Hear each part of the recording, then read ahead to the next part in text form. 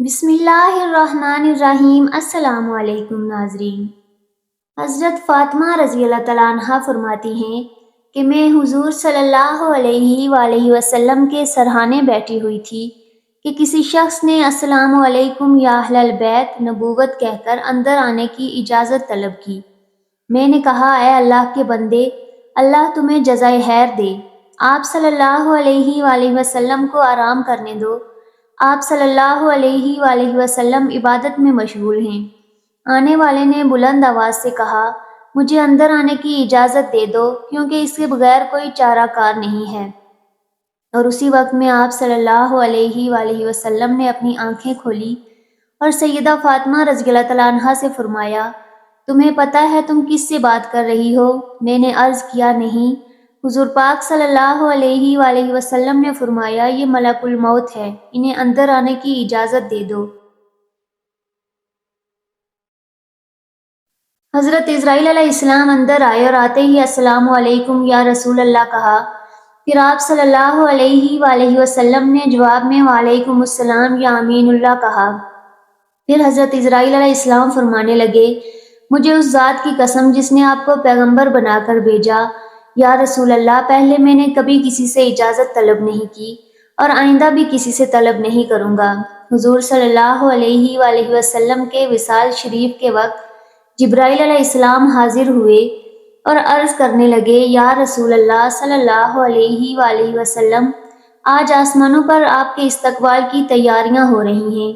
اللہ تعالیٰ نے جہنم کے داروغہ مالک کو حکم دیا کہ مالک میرے حبیب صلی اللہ علیہ وآلہ وسلم کی روح مبارک آسمانوں پر تشریف لا رہی ہے۔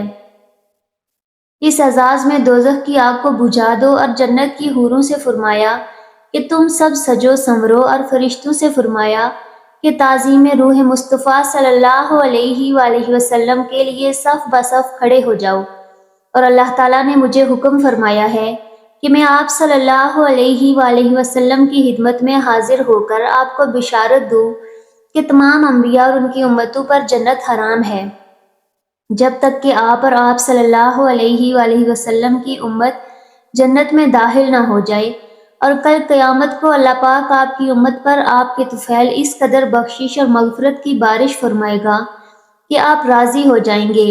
وفات کے وقت حضرت صلی اللہ علیہ وآلہ وسلم نے ملک الموت سے فرمایا اے ملک الموت، مجھے اپنے رب کی ملاقات کا شوق ہے، اب تم جس کام کے لیے آئے ہو وہ کام کرو۔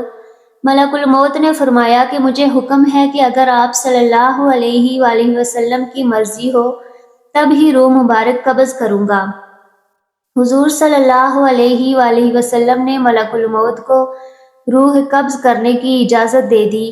ملک الموت نے روح مبارک قبض کرنی شروع کر دی۔ موت کی تکلیف سے حضور صلی اللہ علیہ وآلہ وسلم کی پیشانی پر پسینہ آیا۔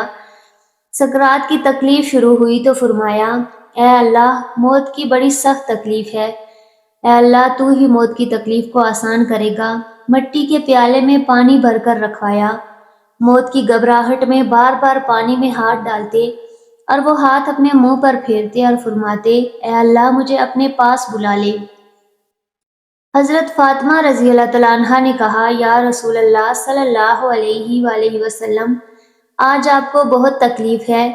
پھر آپ صلی اللہ علیہ وآلہ وسلم نے فرمایا اے فاطمہ، آج کے بعد تیرے بابا پر کوئی تکلیف نہیں ہوگی۔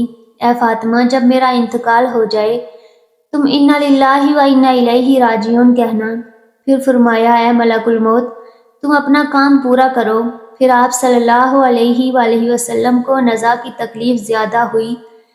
پھر حضرت جبرائیل علیہ السلام نے حضور صلی اللہ علیہ وآلہ وسلم کی طرف سے اپنا منہ پھیر لیا۔ حضور صلی اللہ علیہ وآلہ وسلم نے فرمایا اے جبرائیل، کیا اس وقت میرا منہ تمہیں اچھا معلوم نہیں ہوتا جو تم نے منہ پھیر لیا؟ پھر حضرت جبرائیل علیہ السلام روئے اور عرض کرنے لگے یا رسول اللہ صلی اللہ علیہ وآلہ وسلم، کس دل سے آپ کو نزا کی حالت میں دیکھ سکتا ہوں؟ پھر حضور صلی اللہ علیہ وآلہ وسلم نے فرمایا اے لوگو، دیکھو نماز کی حفاظت کرنا۔ یہ فرما کر پھر رسول اللہ صلی اللہ علیہ وآلہ وسلم نے فرمایا یا ربی امتی۔ یہ کہتے کہتے آپ صلی اللہ علیہ وآلہ وسلم کی جان سینے تک پہنچ چکی تھی۔ نیچے کے جسم کی جان نکل چکی تھی، مگر امت گناہگار کا کلمہ منہ پر جاری تھا۔ حضرت جبرائیل علیہ السلام نے عرض کیا، رب العالمین فرماتا ہے کہ اس امت کی اس قدر محبت آپ کے دل میں کس نے ڈالی؟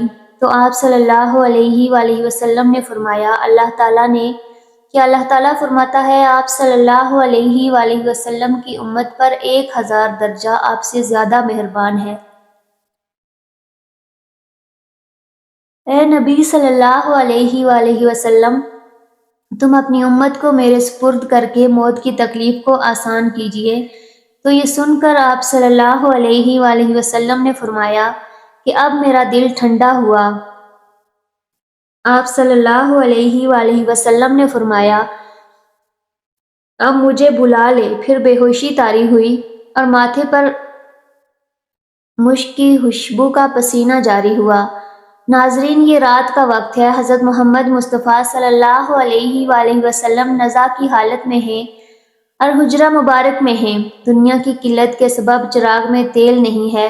حضرت عائشہ صدیقہ رضی اللہ تعالیٰ عنہا نے اٹھ کر ہمسائے کی عورتوں کے پاس چراغ بھیج کر کہا، اللہ کے واسطے 2 بوند تیل کی ہمارے چراغ میں ڈال دو کہ جناب رسول خدا صلی اللہ علیہ وآلہ وسلم اندھیرے میں وفات پا رہے ہیں۔ ہاتھ آپ صلی اللہ علیہ وآلہ وسلم کا آسمان کی طرف تھا، زبان پر کلمہ جاری تھا، اور آپ صلی اللہ علیہ وآلہ وسلم کی گردن ایک طرف ہو گئی، چاروں طرف روشنی ہی روشنی پھیل گئی اور روح مبارک آسمان کی طرف پرواز کر گئی۔ اور ناظرین، ایک بہترین خوشبو حجرہ مبارک میں پیدا ہوئی۔ طبیعت نے جان لیا کہ حضور صلی اللہ علیہ وآلہ وسلم براق پر سوار ہوئے واپس نہ آئیں گے۔ حضرت علی رضی اللہ تعالیٰ عنہ نے فرمایا، میں نے ملک الموت کی آواز سنی کہ روح مبارک قبض کر کے چلے تھے، روتے جاتے تھے اور وہ محمد واہ محمد واہ محمد کہتے جاتے تھے۔ حضرت فاطمہ رضی اللہ تعالیٰ عنہ نے جب دیکھا کہ روح مبارک پرواز کر گئی، حضور صلی اللہ علیہ وآلہ وسلم کے پاس آ کر چہرہ مبارک کو دیکھا۔ آپ صلی اللہ علیہ وآلہ وسلم آرام فرما رہے تھے، ماتھے پر پسینہ تھا، اور حضرت فاطمہ رضی اللہ تعالیٰ عنہا نے پکارا، اے نبی صلی اللہ علیہ وآلہ وسلم، رب کا بلاوا منظور کر لیا، ہم کو چھوڑ کر اپنے رب کے پاس چلے گئے۔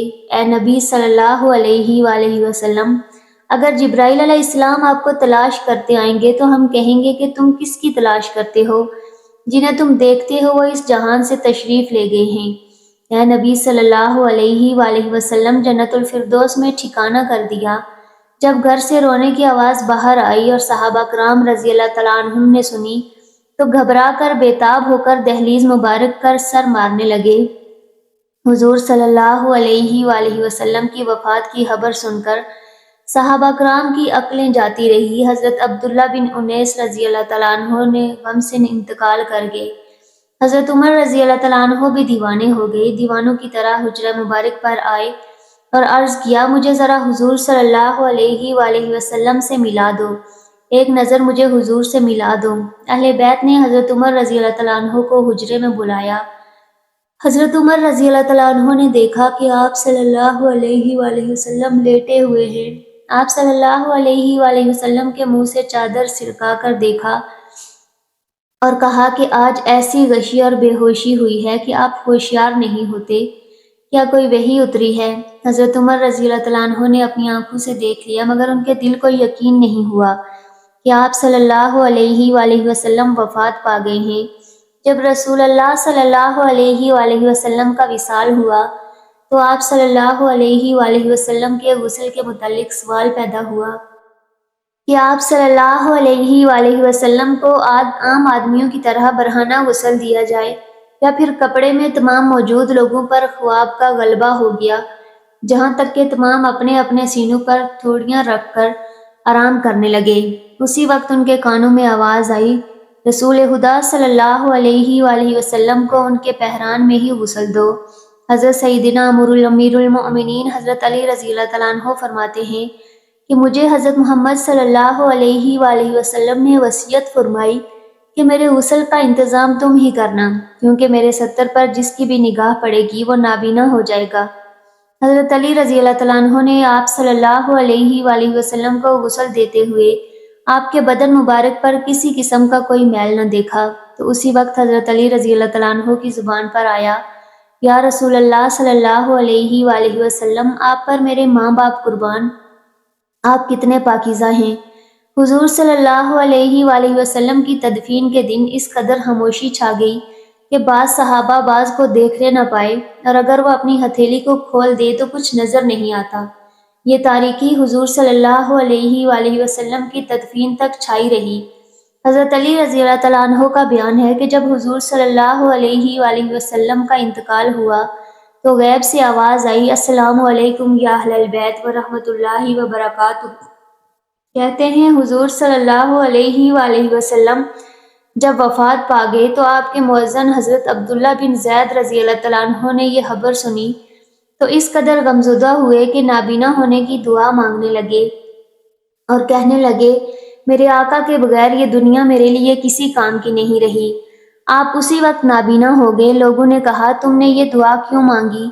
تو انہوں نے فرمایا کہ لذت نگاہ تو آنکھوں میں ہے، مگر حضور صلی اللہ علیہ وآلہ وسلم کے بعد اب میری آنکھیں کسی کے دیدار کا شوق نہیں رکھتی۔ حضرت علی رضی اللہ تعالیٰ عنہ کہتے ہیں کہ جب ہم حضور رسول صلی اللہ علیہ وآلہ وسلم کو دفن کر رہے تھے تو ایک اعرابی آ کر حضور صلی اللہ علیہ وآلہ وسلم کی تربت پر لیٹ گیا اور کہتا تھا، یا رسول اللہ صلی اللہ علیہ وآلہ وسلم، آپ نے حکم دیا اور ہم نے سنا، آپ نے قرآن کریم اللہ تعالیٰ سے سیکھا اور ہم نے آپ سے سیکھا۔ اللہ تعالیٰ نے فرمایا، اگر یہ لوگ اپنی جانوں پر ظلم کریں اور آپ کی بارگاہ میں حاضر ہو کر اللہ تعالیٰ سے استغفار کریں اور اللہ کے رسول صلی اللہ علیہ وآلہ وسلم ان کی بخشش طلب کریں تو وہ اللہ کو بہت توبہ قبول کرنے والا اور رحم کرنے والا پائیں گے۔ ہم نے اپنی جانوں پر ظلم کیا اور آپ سلم کی بارگاہ میں حاضر ہوئے ہیں تاکہ آپ ہماری بخشش طلب کریں۔ اسی وقت قبر اطہر سے آواز آئی کہ تم بخش دیے گئے ہو، تم بخش دیے گئے ہو۔ نبی اکرم صلی اللہ علیہ وآلہ وسلم کی وفات کی خبر کے بعد مسلمانوں کی جگر کٹ گئے، قدم لڑکھڑا گئے، چہرے بجھ گئے، آنکھیں خون بہانے لگی، ارض و سما سے خوف آنے لگا، سورج تاریک ہو گیا، آنسو بہہ رہے تھے اور نہیں تھمتے تھے۔ کئی صحابہ کرام حیران اور سرگردان ہو کر آبادیوں سے نکل گئے۔ کوئی جنگل کی طرف بھاگ گیا، جو بیٹھا تھا بیٹھا رہ گیا، جو کھڑا تھا اس کو بیٹھ جانے کا یارانہ ہوا۔ مسجد نبوی قیامت سے پہلے قیامت کا نمونہ پیش کر رہی تھی۔ صدیق اکبر رضی اللہ تعالیٰ عنہ تشریف لائے اور چپ چاپ حجرہ عائشہ رضی اللہ تعالیٰ عنہ میں داخل ہوئے۔ یہاں رحمت العالمین کی میت پاک پڑی تھی۔ صدیق اکبر رضی اللہ تعالیٰ عنہ نے چہرہ اقدس سے کپڑا اٹھا کر پیشانی مبارک پر بوسہ دیا اور پھر چادر ڈھک دی اور رو کر کہا، نبی کریم پر میرے ماں باپ قربان، آپ کی زندگی بھی پاک تھی اور موت بھی پاک ہے، واللہ آپ پر دو موتیں وارد نہیں ہوں گی۔ اللہ نے جو موت لکھ رکھی تھی آپ نے اس کا ذائقہ چکھ لیا اور اب اس کے بعد موت ابد تک آپ کا دامن نہ چھو سکے گی۔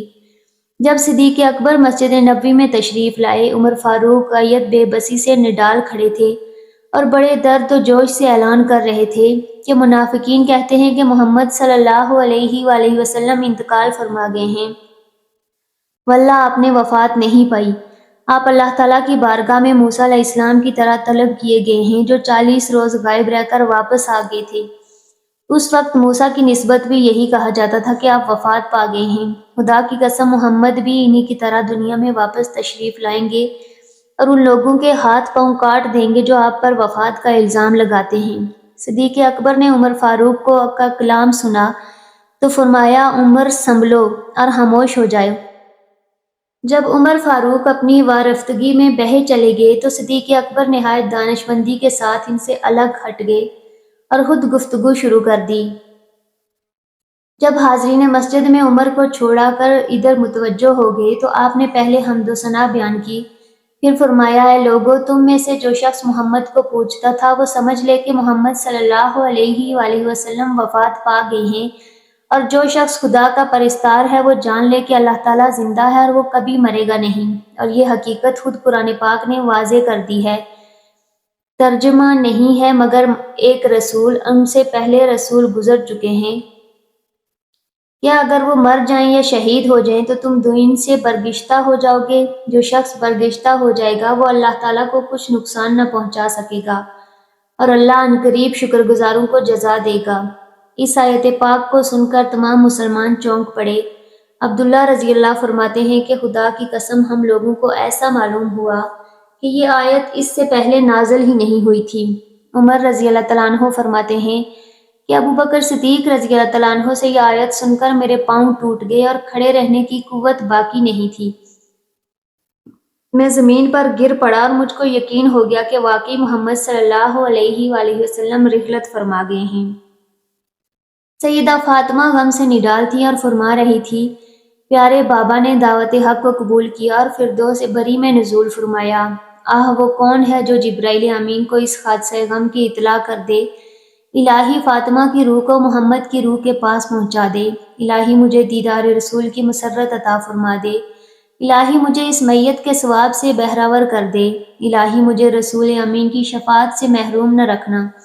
سیدہ عائشہ صدیقہ رضی اللہ تعالیٰ عنہ کے دل و جان پر غم کی گھٹائیں چھا گئی تھی اور زبان اخلاق پیغمبری کی ترجمانی کر رہی تھی۔ ہے وہ نبی جس نے تم پر فقیری کو چن لیا، جس نے تو نگری کو ٹھکرا دیا اور مسکینی قبول کر لی۔ آہ وہ صاحب حلق عظیم جو ہمیشہ 8ویں پہر نفس سے جنگ آزما رہا۔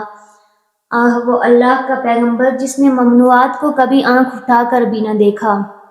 وہ رحمت العالمین جس کا باب فیض فقیروں اور حاجت مندوں کے لیے کھلاتا رہا، جس کا رحیم دل اور پاک ضمیر کبھی دشمنوں کی ایذا رسانی سے غبار آلود نہ ہوا، جس کے موتی جیسے دانت توڑے گئے اور اس نے پھر بھی صبر کیا، جس کی پیشانی انور کو زخمی کیا گیا اور اس نے پھر بھی دامن عفو ہاتھ سے نہ جانے دیا۔ آہ وہ اس وجود سرمدی سے ہماری دنیا حالی ہے۔ اللہ تعالیٰ ہمیں حضور صلی اللہ علیہ وآلہ وسلم کے نقش قدم پر چلنے کی توفیق عطا فرمائے اور ہمیں ان کی سنت پر عمل کرنے کی توفیق عطا فرمائے، آمین یا رب العالمین۔ ناظرین، اگر آپ کو آج کی ویڈیو اچھی لگی ہو تو لائک، شیئر اور سبسکرائب ضرور کیجیے گا۔